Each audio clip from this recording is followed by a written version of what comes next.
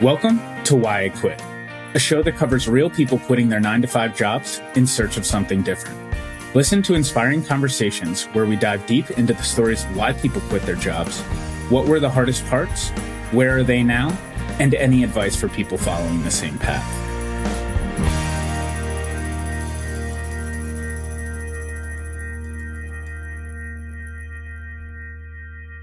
We are so excited to introduce Ellen Mattis as this week's guest on Why I Quit.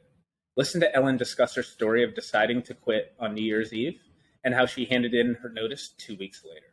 Learn how she started a social media marketing agency called Hello Social Co. Get inspired hearing how she has hired full-time employees, implemented a 4-day work week, and scaled the business over the past 5 years. Hey, Ellen, thanks so much for joining me today. Hey, Dave, thanks for having me. It's very nice to meet you, and I look forward to hearing your story. Do you mind starting out, telling me a little bit about where you're from, a little bit of your education background, and how that led into your first job? Yeah, absolutely. So I grew up in a small little town in northeastern Pennsylvania. The town is called Susquehanna, and was always just kind of interested in the internet. I always kind of joke like there were these people in high school that they had MySpace, and then there were people in high school that were like coding MySpace profiles, and I was one of those people. So very early on, I had an interest in social media, whether I really realized it or not. Kind of fast forward to my education, I ended up going to Indiana University of Pennsylvania. And in my junior year there, a professor actually encouraged me to apply for a social media internship that was actually with the university. So it was with the university's communications media department and kind of the overall strategic communications for the university. And as part of that role, I ended up managing the Twitter account on my own as like a 19-year-old kid. So that was a great kind of insight for me into the world of social media from a marketing perspective. After graduation from IUP, I ended up working for a daily newspaper. So my degree was in journalism and public relations, and started working at this daily newspaper actually as an obituary writer. And I always say that was like a very formative experience, because if you can talk to people during the darkest mornings of their life when they have to kind of place these obituaries in the paper and deal with these situations, then you can handle any situation that comes at you, I think. So as time went on at that newspaper, I kind of started talking to the leadership there and saying, I do have these social media skills. I know that you're trying to break into the digital world a little bit more. Why don't you let me help you dig into the social media accounts a little bit more, dig into your website a little bit more. And over time, I eventually was hired full-time as a digital media coordinator there. So handling kind of alongside someone else the website, and then handling the social media for the newspaper itself. As newspapers started to figure out what they wanted to be when they grow up in a digital age, a lot of them started building these digital agency divisions. So, there was always the digital advertising side. There was display advertising and those ads that follow you around as you go around the newspaper website. A lot of them started taking a step forward to saying, okay, now we're also going to offer our advertisers website development, and we're going to build them social media profiles on their behalf and different agency type offerings like that. So myself and actually one of my current team members were tasked along with some other people with building that digital agency division for the newspaper at that point.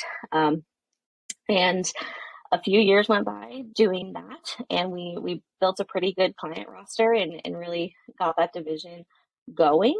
Then eventually it was time for a change, and that kind of leads us to now.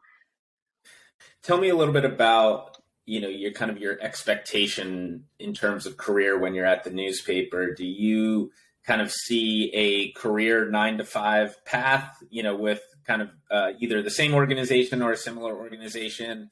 Are you dabbling with any side projects on the side, or where's your mind at this point? Yeah, it's actually interesting the way you asked that question, because at that point in time, I didn't honestly realize there was another option. And that's weird for me because I grew up with a dad that was a small business owner and a grandfather that was kind of like a serial entrepreneur. And I don't know why that never really crossed my mind up until this point. But I think it was actually the digital agency side of things that made me realize that this was something that I could pursue on my own. And, you know, I got to learn a lot about the offerings that we were providing to our advertisers, and they were skills that I kind of naturally had already. But more importantly, I really to understand the business side of things. I remember I was sitting in the office with the publisher one day, just like trying to wrap my brain around how we are going to price services. And he's like, he pulls a whiteboard out and he's like writing percentages on a whiteboard and saying, you know, if we have to hire a photographer to go take these website photos, this is how much we need to make on top of it, and all of these things. And they're just, I never even considered things like that at that point. And it ended up being that that was the stuff I had a lot of fun with. I had a lot of fun building those packages and trying to find what that value was to the customers and just honestly just provide a good service. And I remember when I had a conversation with the publisher as I was getting ready to start my own business then, he was kind enough to say to me, you know, Ellen, there's not many people that could pull this off, but I know that you can.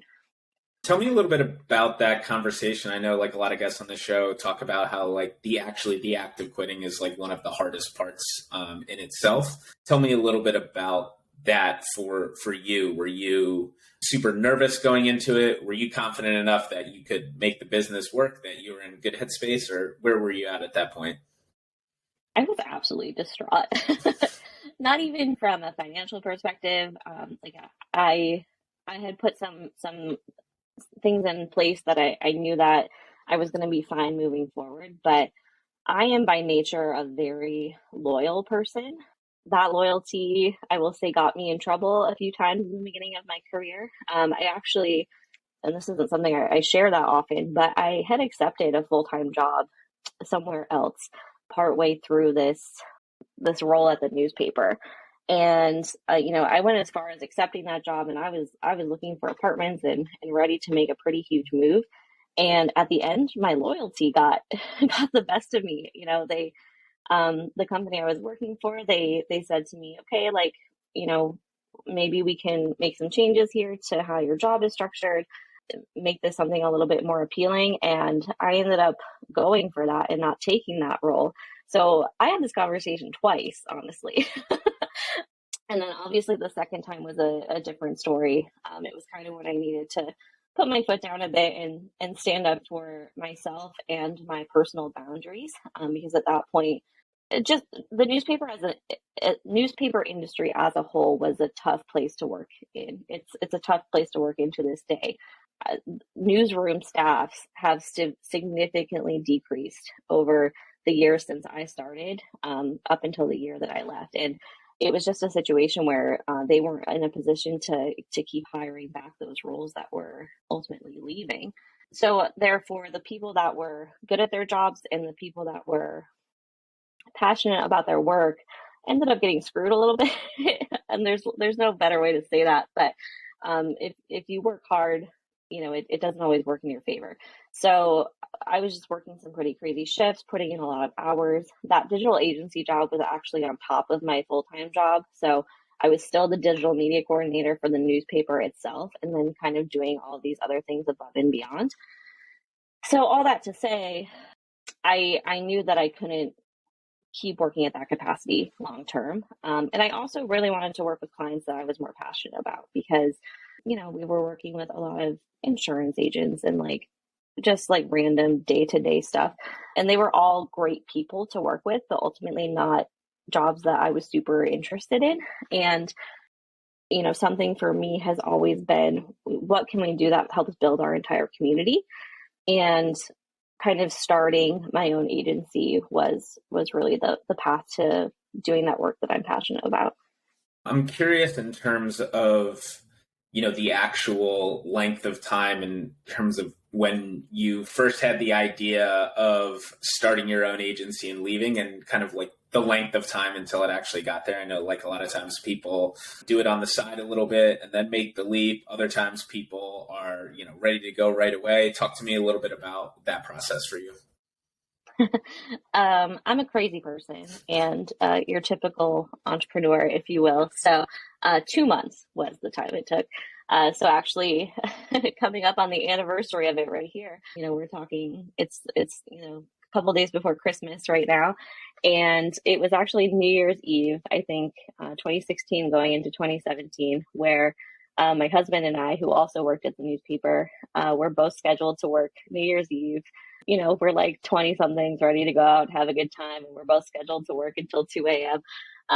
So I remember we went back to my house that night and we were just sitting talking about, you know, can we do this long term? And ultimately the answer was no. And that's when this idea formed that, maybe it's time for me to go out on my own and try to do something on my own. And I actually put in my notice just like 2 or 3 weeks later. And so my notice was a pretty long period of time. I was going to work through the end of February and kind of hit the ground running starting in March with the business. I had built up a good relationship with the company at this point, I would like to think. And also, I did not want to leave them hanging. So, I had helped build something that I did not want to just disappear. So what I did was I ended up working out a situation that I would continue to help with some of those clients until they figured out what their next steps were. And that ultimately was a huge help for me financially while I got the business up and running.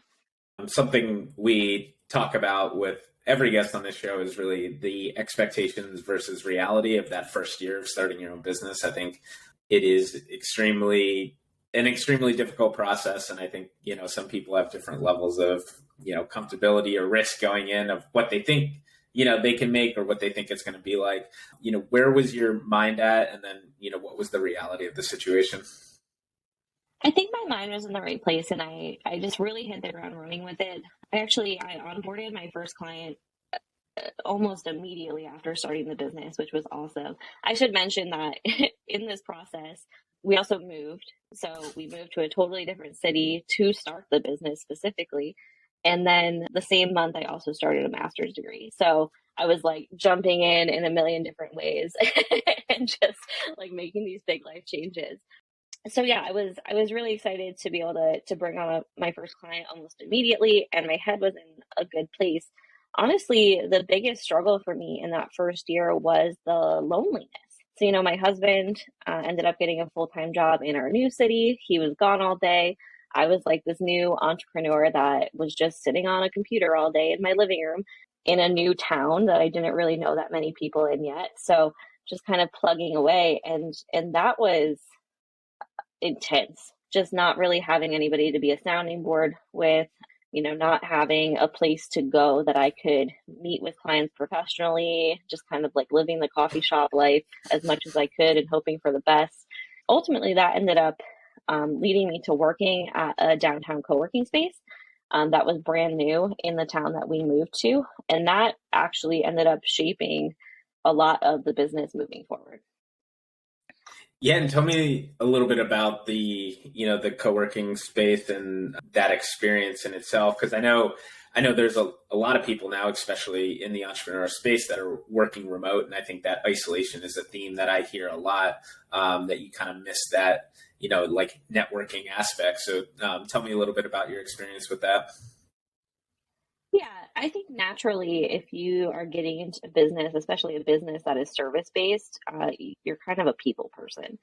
And so like you said, the hardest part can be that isolation. And co-working spaces at this point were fairly new, especially in Pennsylvania. There were a few larger scale ones, like in Lancaster and some other cities that were toying with co-working spaces and seeing if they worked. And the community of Bellefonte, where we're based, had just kind of taken this leap as a community revitalization effort. So if we have this business incubator in the downtown that the idea is that it will support entrepreneurs kind of growing into their own spaces, fill vacant spaces, build the town up as a whole.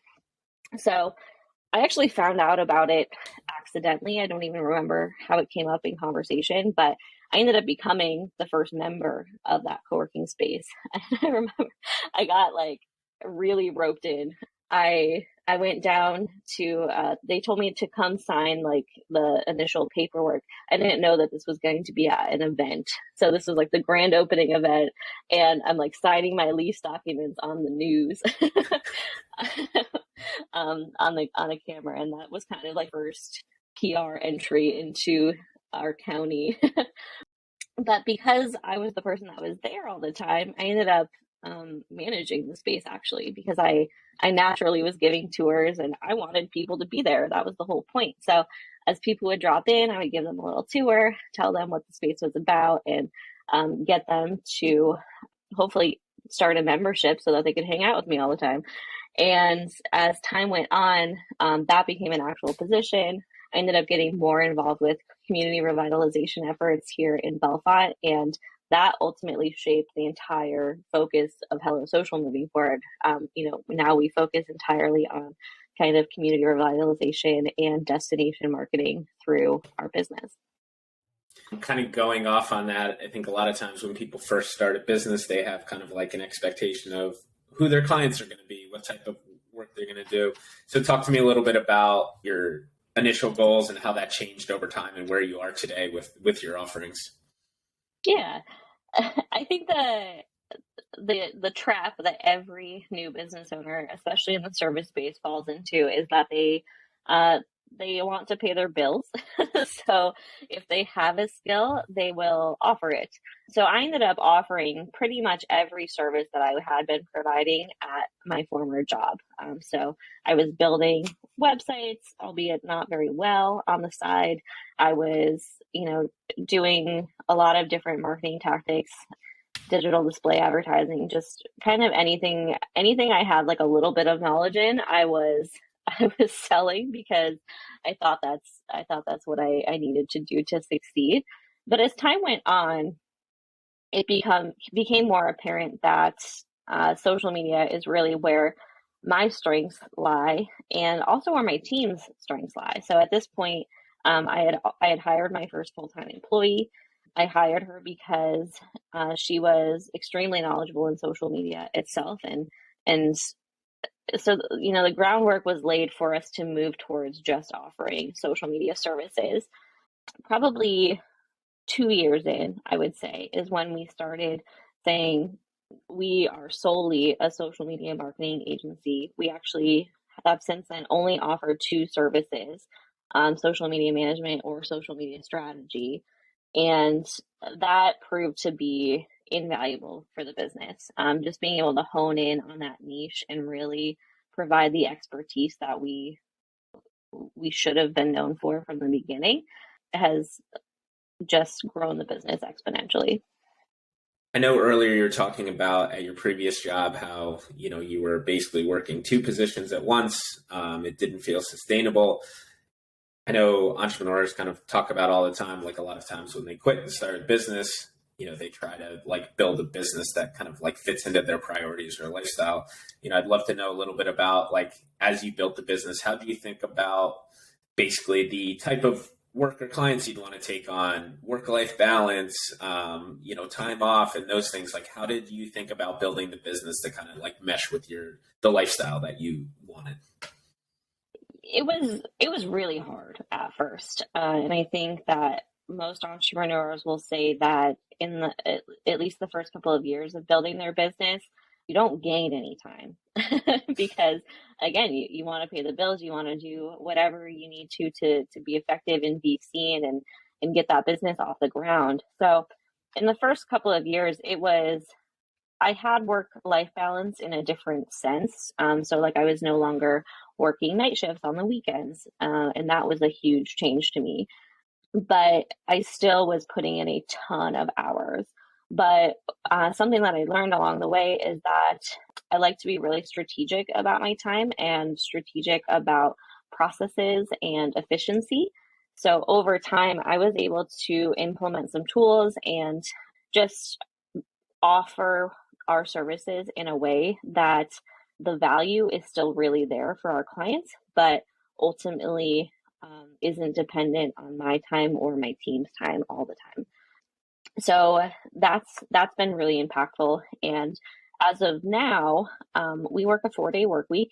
So I am a huge advocate of the 4-day work week and feel like if a business can provide that, they should, because as a whole, our team is way more creative and way more like here when they're more present when it's time to do work together.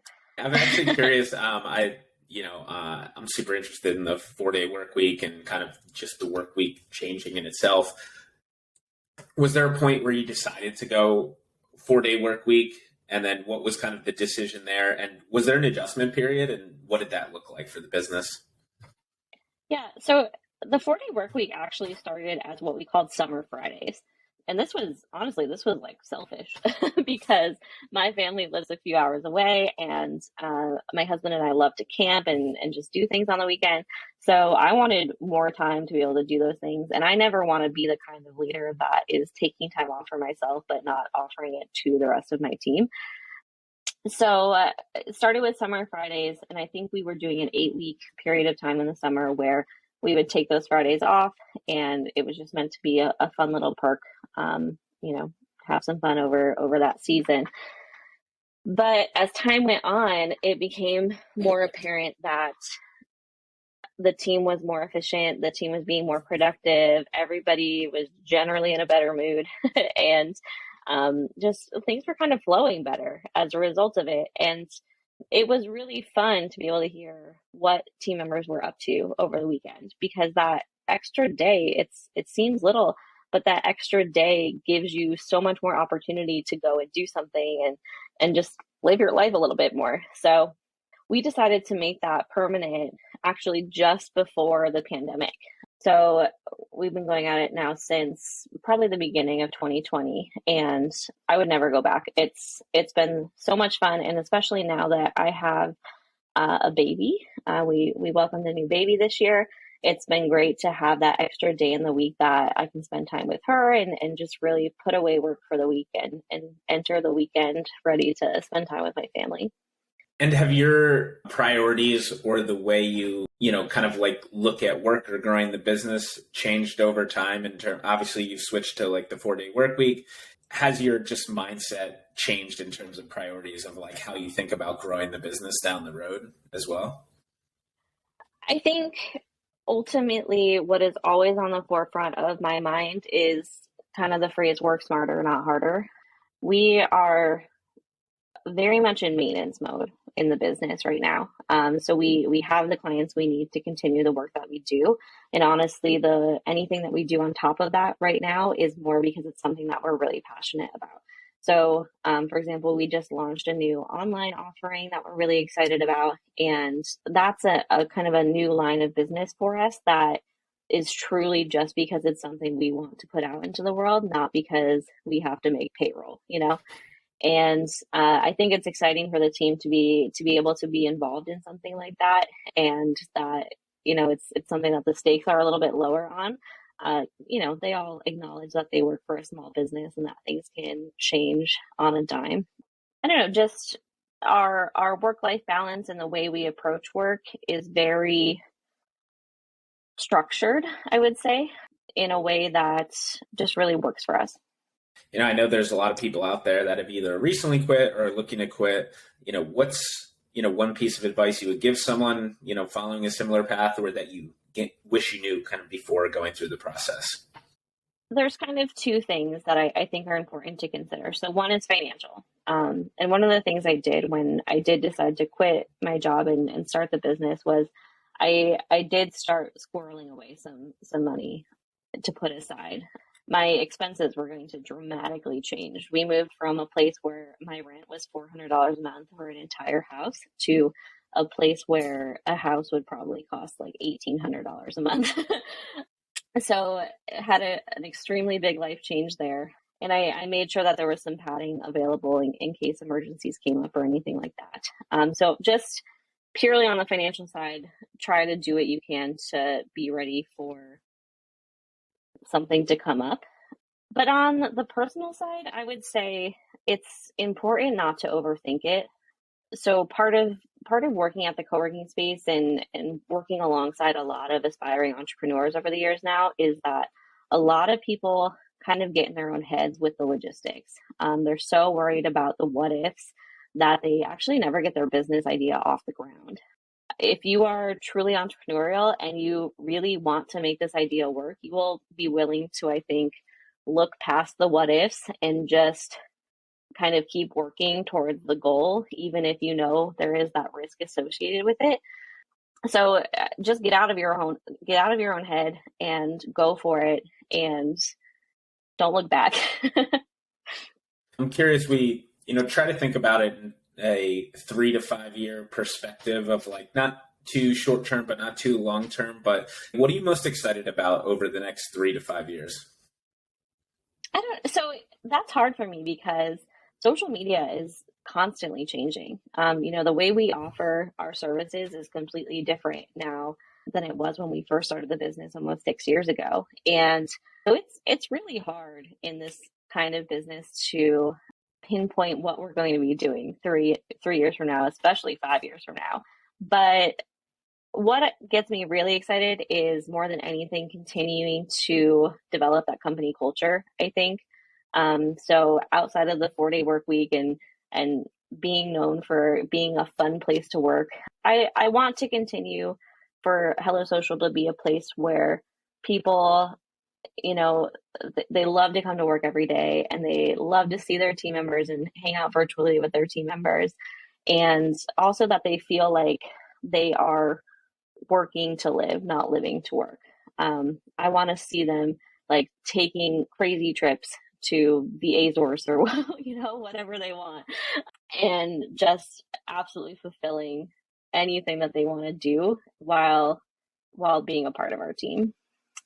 Do you mind giving a quick elevator pitch about Hello Social and where anyone can find you that's looking for your services? Yeah, absolutely. Hello Social Co. is a social media marketing agency. So we offer full service social media management where we take on social media accounts on our clients' behalf, or we also offer social media strategy where we kind of let you DIY it with some guidance from our team. Details about both of those services can be found on our website, hellosocialco.com. We are on most social media platforms, just at Hello Social Co., but our favorite by far is Instagram. So hopefully you'll find us there. Awesome. Well, thank you so much for your time. It's awesome to hear what you've built and where you're going with your business, and I look forward to following along with the journey. Thank you so much, Dave. Thank you for listening. It really means a lot to us. We want to hear from you as we keep growing. Please reach out on whyquit.co if you have any feedback or potential guests. A special thanks to Chris Dole for the music. Please check out his newest album, Here's to You, on Spotify. Thank you, and we will be back next week with another episode.